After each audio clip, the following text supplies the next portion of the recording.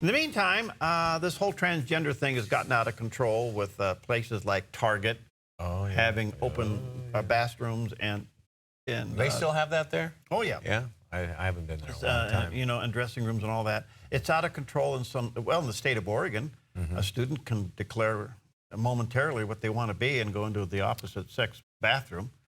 I mean, it's crazy.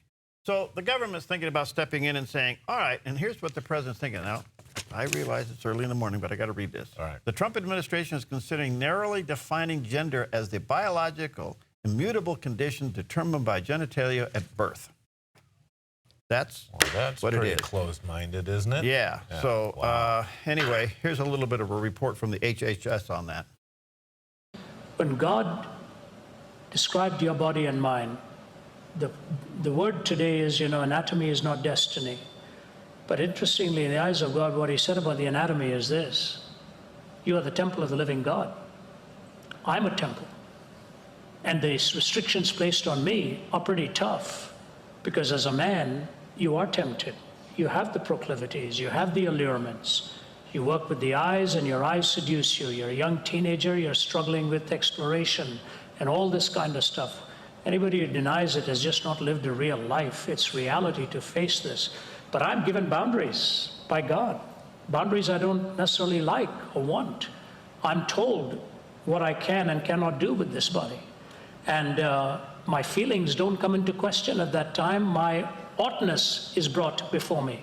So whatever our bodies are inclined to, we are given intention before expression. Expression cannot be the guiding light of how we behave. Intention has to be the guiding beacon by which we go.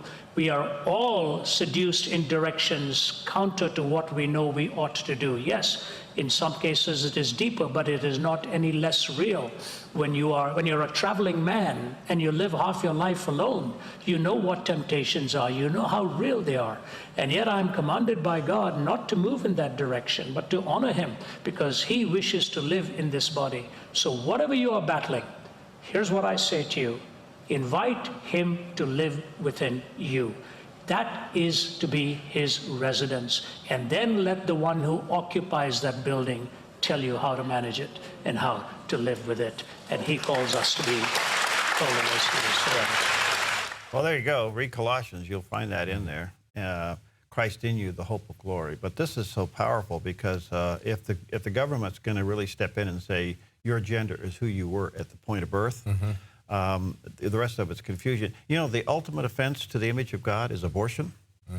The second offense to the image of God is to say that he made a mistake making you the way you are, and you're going to take it under control and change yourself. Yeah.